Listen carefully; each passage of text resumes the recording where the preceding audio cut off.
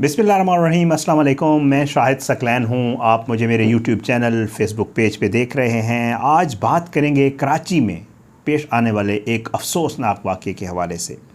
कराची मैं अक्सर बेशतर जब कराची का कोई वाक़या बयान करता हूँ तो मैं अपनी वीडियोज़ में कहता हूँ रोशनियों का शहर। तो मुझे नीचे कमेंट्स में आप लोग लिख रहे होते हैं कि शायद भाई अब रोशनियों का शहर मत कहा करें। भाई कराची रोशनियों का शहर है, लेकिन अनफॉर्चुनेटली बदकिस्मती से बहुत सारे मफाद परस्तों ने उसकी रोशनियों को बहुत गहरे घाव पहुँचाए। बहुत अफसोसनाक वाक़या कराची कुरंगी अल्लाह वाला टाउन में एक नौजवान, खूबसूरत नौजवान, और उसकी मैं आपको डिटेल्स बताऊंगा तो आपका दिल जो है वो तड़प जाएगा। बीबीए फाइनल ईयर का स्टूडेंट है और उसको जो है कत्ल कर दिया गया, बड़ी बेदर्दी से कत्ल कर दिया गया। कोई इसमें मतलब आपको पता है कराची में तो जो जितने भी काम हो रहे हैं अल्लाह माफ़ करे, उसमें इसी तरह। और फिर आप जब उसके भाई की मैंने गुफ्तगू सुनी तो वो कह रहा था कि जी ये बहुत बड़ा नुकसान है कराची का, और अगर इस तरह होता रहेगा तो फिर कराची में और पाकिस्तान में कौन रहेगा। लेकिन बड़े ही अफसोस की बात है, बड़े अफसोस का मकाम है। जितना भी इसके ऊपर रोया जाए वो कम है, इसलिए कि कराची के जो करते धरते हैं शायद उनकी प्रायोरिटीज़ में ये चीज़ नहीं है कि इसी तरह नौजवानों का कत्लेआम होता रहेगा। नोटिस भी ले जाते, मैं देख रहा था वज़ीर आला साहब ने नोटिस ले लिया और पता नहीं एक SHO को मुअत्तल कर दिया और पता नहीं क्या कुछ हो गया। भाई इससे कुछ नहीं होना। इससे यही होगा कि आपकी शायद पॉइंट स्कोरिंग तो हो जाए, आपकी सियासत तो हो जाए, आपकी इस चीज़ की खबर तो बन जाएगी, यकीनन टीवी और दूसरे चैनल पर ख़बरें आ जाएंगी, लेकिन इससे नौजवानों के लिए या कराची के लोगों के लिए कोई बेहतरी नहीं होगी। बहुत अफसोसनाक वाक़या। लारैब हुसैन नामी नौजवान है, BBA फाइनल ईयर का स्टूडेंट में, और इसकी सिर्फ ये खसूसियत नहीं है। मैं उसके वालिद की आपको जो है बातचीत वो आपको बताता हूँ कि उन्होंने जो बातचीत की है, आप भी सुनकर जो है आपको बहुत ज़्यादा जो है वो होगा, आपको अफसोस होगा कि किस तरह कराची में जो है। और उसकी शादी थी, ये वो कह रहे उसकी वालिदा बेचारी कह रही है वो तो सेहरा देखने के लिए जो है वो बेकरार थी कि मैं बेटे की उसका शादी करूँगी, और गोलियां मारकर उसको हलाक कर दिया गया। वाक़या आपके सामने रखता हूँ, इसकी तफसील भी आपके सामने रखता हूँ। कराची जी अल्लाह वाला टाउन, रिहायशी है मोहम्मद हुसैन, इसका बेटा है लारैब हुसैन। घर से निकलता है कि जी जिम जा रहा हूँ, बाप ये बता रहा है, और उसके बाद बाप को इतला मिलती है कि आपके बेटे को किसी ने गोली मार दी, और गोली सर में मारी है। एक आँख में गोली लगी जिससे उसकी जान चली गई, और दूसरी गोली जो वो सर को गुजर कर चली गई। कसूर क्या था? कसूर ये था, अब जो पुलिस बता रही है मैं आपको बता देता हूँ। पुलिस ये कहती है कि ये एक डकैती थी जिसमें जो डकैती करने वाले आए उन्होंने जो है गली में पहले एक लड़के को लूटा, और फिर वो उसको लूटने के बाद लारैब को लूटने की नीयत से आए। लारैब को जब वो उससे मोबाइल खींचने लगे तो फिर लारैब ने अपना मोबाइल नहीं दिया। और क्यों नहीं दिया, उसमें क्या कीमती चीज़ थी, आगे चल के आपको बताता हूँ। उसके वालिद ने बताया। अच्छा, मुज़ाहमत करने पर जी 2 गोलियां चलाई उन्होंने। एक गोली लारैब की आंख के पास लगी जो जानलेवा साबित हुई, और जायन वकुआ से एक 9mm पिस्तौल का खोल मिला है। ताहम अतराफ़ की CCTV फुटेज हासिल करके मुलज़मान की तलाश जारी है। कराची में आपकी खबरें ये रोज़ सुनने को मिलती हैं। अब बताता हूँ ये लड़का था कौन, असल नुकसान ये हुआ है, ठीक है, वो आप सुनिएगा। ये जी बेसिक अकाउंटिंग के ऊपर किताब लिख रहा था ये लड़का जो है, जिसका नाम लारैब हुसैन था। ये जनाब फाइनल ईयर BBA का स्टूडेंट था और पढ़ाई में बहुत अच्छा था। अपनी तालीम मुकम्मल होने से पहले आप ख़ुद सोचें, एक स्टूडेंट है वो बेसिक अकाउंटिंग पर एक किताब लिख रहा था जिसकी तकरीब रोनुमाई 6 मार्च को होना थी। वो कहते हैं उसके बाप जो मोहम्मद हुसैन हैं वो ये बात करते हुए बताते हैं कि जी मेरा बेटा जो है इस तकरीब के लिए बड़ा बेताब था। अपने मोबाइल फ़ोन पर उसने बहुत कुछ प्लान कर रखा था। मैंने उसे कहा कि अपना मोबाइल फ़ोन में मौजूद डेटा किसी को भेज दो, तो मेरे बेटे ने कहा कि बाबा ये मेरी मेहनत है और मैं किताब की रोनुमाई के रोज़ सबको सरप्राइज़ दूंगा। आप खुद सोचें, मतलब ये पढ़ के बंदे का ना।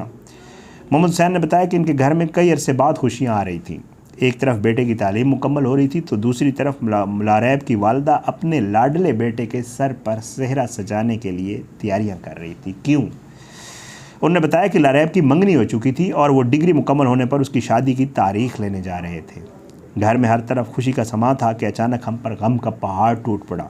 लारैब की वालदा अपने बेटी की मौत का यकीन नहीं कर पा रही, उसे गहरा सदमा है और वो बेचारी परेशान है। वालिद जो है वो ये बताते हैं कि बेटा जो है वो मुझे कह के गया कि जी जिम जा रहा हूँ, और फिर वो जिम से वापस ना आया। मुराद अली शाह साहब ने जो है, वज़ीर आला सिंध साहब ने नोटिस लिया है, आईजी से रिपोर्ट तलब कर ली है।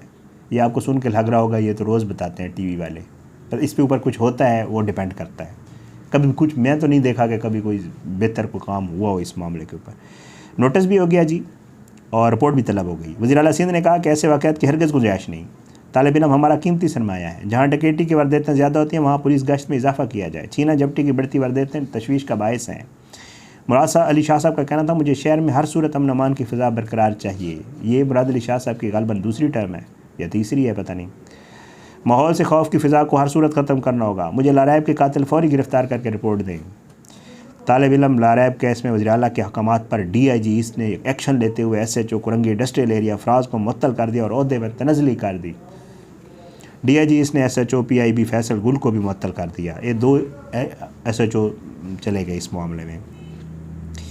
अब जो है, जैसे मैं आपको पहले बता चुका हूँ कि जी इस बेचारे को महज इसलिए कि इसने मोबाइल फ़ोन नहीं दिया, और पता नहीं मतलब अल्लाह रहम करे जो कराची में रहने वाले, वैसे तो अब यहाँ इस्लामाबाद में भी ये काम होना शुरू हो गए हैं, मतलब ये खबरें आती हैं कि जी फ़लाँ जगह डकैती, गन पॉइंट पे डकैती हो गई, मोबाइल ले गए, बाहर कोई मोबाइल पे बात कर रहा। हमारा उस दिन साफ़ी दोस्त मोबाइल पे बात कर रहा था, उसने मोबाइल छीनने की कोशिश की, लेकिन उसने क्योंकि मजबूती से पकड़ा हुआ था नहीं ले सके तो निकल गया। अल्लाह का शुक्र है बचत हो गई। लेकिन एक चीज़ ज़रूर है कि कराची में रहने वालों को तो ये पता है कि उनके साथ क्या कुछ हो रहा है और कौन कर रहा है, उनको ये सारा पता है। तो खुदारा ये अपने मोबाइल में जो डेटाज़ वेटाज़ होते हैं वो आप कहीं भेज दिया करें। मोबाइल को मांगने आए तो उसे कहने भाई ले जा यार, मोबाइल और आ जाता है, ज़िंदगी वापस नहीं आती। इस बेचारे के साथ भी ये हुआ। अब स्ट्रीट क्राइम की मैं अगर आपको डेटा बता दूँ ना CPLC के अदाद शुमार के मुताबिक, तो आपको अंदाज़ा होगा कि कराची में हो क्या रहा है। जनवरी और फरवरी में रिकॉर्ड वारदातें हुई हैं। वज़ीर आला साहब जो भी नोटिस ले रहे थे और SHO को मुअत्तल करते, कुछ नहीं होना, इससे तो कुछ भी नहीं होगा। 2024 इब्तदाई 2 माह में डकैती मुज़ाहमत पर 31 शहरियों को मौत के घाट उतारा गया। ये मैं CPLC की रिपोर्ट से आपको अदाद शुमार बता रहा हूँ, खुद से नहीं कह रहा हूँ। और वज़ीर आला साहब को पता होगा कि ये क्या हो रहा है, उनके सामने ये रिपोर्टें जाती हैं, बिल्कुल जाती हैं। अब वो कह सकते हैं कि मैंने तो अभी चार्ज संभाला है, तो पीछे भी तो आपकी हुकूमत थी भाई, पिछले को 5 साल 10 साल जो भी थी। शहर में लूटमार, चोरी, डकैती, कत्ल गारत गरी, भत्ता, अगवा बरए तावान की 15,000 से ज़ायद वारदातें हुई हैं 2 महीनों में। वज़ीर आला साहब 2 माह के दौरान शहरियों से मोबाइल फ़ोन छीनने की 4,343 वारदातें हुई हैं, CPLC बता रही है। जबकि 270 से ज़ायद गाड़ियाँ चोरी की गई। असले के ज़ोर पर शहरियों की 45 से ज़ायद कीमती गाड़ियों से महरूम किया गया। शहरियों को असले के ज़ोर पर शहरियों से 1565 मोटरसाइकिलें छीनी गईं। जबकि शहरा, बाज़ारों, गलियों और महल्लों से 8,255 मोटरसाइकिलें चोरी होने के वाक़यात दर्ज हुए हैं। ये वो हैं जो दर्ज हुए हैं, जो नहीं हुए हैं वो इसके अलावा हैं। वज़ीर आला साहब एक नोटिस लेने, DIG को कहने या IG को कहने, 2 SHO को मुअत्तल करने से कुछ भी नहीं होगा। इसी तरह नौजवान मरते रहेंगे, इसी तरह डकैतियाँ होती रहेंगी, इसी तरह जो है मामलात जो है वो शहर के ख़राब रहेंगे।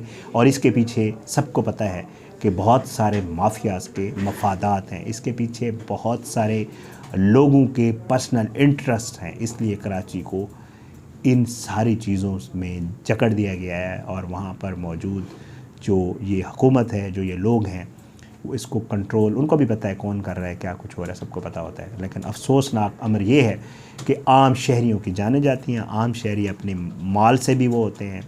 आपको पिछले दिनों मैंने बताया था जज का बेटा एक मारा गया, वो तो खैर उसको उसने दोस्त ने मारा था। फिर एक इस तरह के वाक़यात अल्लाह रहम करे, ये बड़ा मामूल है, हर पूरे पाकिस्तान में होते हैं। मानते हैं कराची के अक्सर दोस्त नाराज़ भी होते हैं कि यार आप कराची को बड़ा हाईलाइट करते हैं। यही हमारे सियासतदान दोस्त नाराज़ होते हैं कि यार पूरे पाकिस्तान में होते हैं, कराची को लेके आप लोग बैठ जाते हैं। भाई कराची में चीज़ें जो होती हैं वो हाईलाइट इसलिए होती हैं कि कराची फोकस है।